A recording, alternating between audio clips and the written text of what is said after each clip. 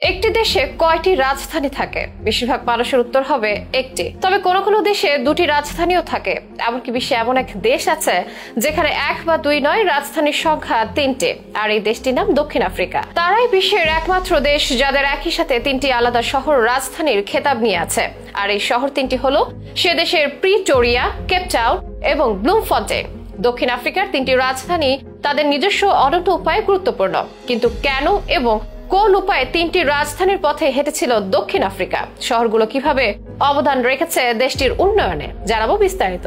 একটি দেশের রাজধানী তার হৃৎপিণ্ডের মতো। এটি দেশের রাজনৈতিক, অর্থনৈতিক এবং সাংস্কৃতিক কেন্দ্র। রাজধানী একটি দেশের পরিচয় বহন করে বিধায় তার গুরুত্ব অপরিসীম। এখান থেকে দেশের সব সিদ্ধান্ত গৃহীত হয় এবং দেশের বিভিন্ন অংশে পৌঁছে দেওয়া হয়। সাধারণত একটি দেশে থাকে একটি রাজধানী, এই যেমন বাংলাদেশের রাজধানী ঢাকা, ভারতের নয়াদিল্লি, নেপালের কাঠমান্ডু, দক্ষিণ কোরিয়ার সিউল, তুরস্কের আঙ্কারা ইত্যাদি। তবে অল্প কিছু দেশ আছে যারা এক দেশ এক রাজধানী নীতির বিরুদ্ধে। তাদের রাজধানী দুইটি, যেমন কলম্বো হলো শ্রীলঙ্কার বাণিজ্যিক রাজধানী, আর জয়বর্ধনেপুরা কোট্টে হলো আইনসভার রাজধানী। আবার চিলিরও দুইটি রাজধানী রয়েছে, যার মধ্যে মূল রাজধানী সান্তিয়াগো, আরেক রাজধানী ভালপারাইসো। এর বাইরে বলিভিয়া সহ আরো কয়েক দেশে আছে দুটো রাজধানী। এই তো গেল এক ও দুইয়ের কথা। এবার আসা যাক তিনের প্রসঙ্গে। অদ্ভুত শোনালো, বিশ্বের একমাত্র দেশ হিসেবে তিনটি আলাদা শহরকে রাজধানীর খেতাব দিয়েছে দক্ষিণ আফ্রিকা। দেশটি তার শহর প্রিটোরিয়া, কেপটাউন ও ব্লুমফন্টের মধ্যে তার সরকারি ক্ষমতা ভাগ করে নিয়েছে। সেখানে প্রিটোরিয়া হচ্ছে প্রশাসনিক রাজধানী। এখানে মন্ত্রিসভা,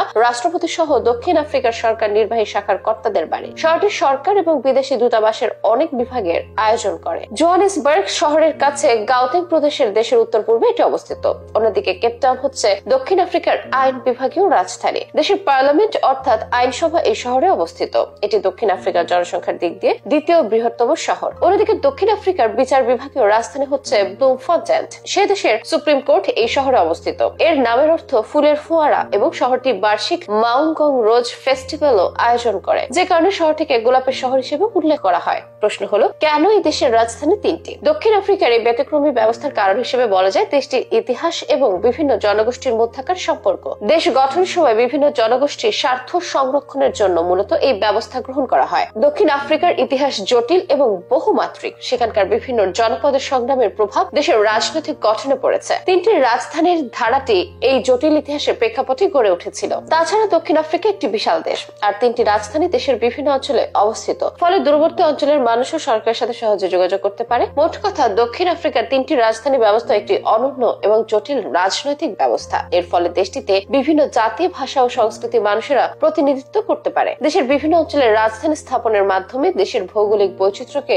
আরো ভালোভাবে কাজে লাগানো হয়। জনগণকে দ্রুত সেবা দেওয়া হয়। তবে সুবিধার পাশাপাশি কিছু অসুবিধাও আছে, যেমন তিনটি রাজধানী থাকার ফলে দ্বৈত শাসনের সমস্যা দেখা দিতে পারে এবং সিদ্ধান্ত গ্রহণের প্রক্রিয়া জটিল হয়ে উঠতে পারে। তাছাড়া তিনটি রাজধানী পরিচালনার জন্য অতিরিক্ত অর্থ ব্যয় হয়, যা দেশের জন্য একটি অর্থনৈতিক বোঝাও হতে পারে।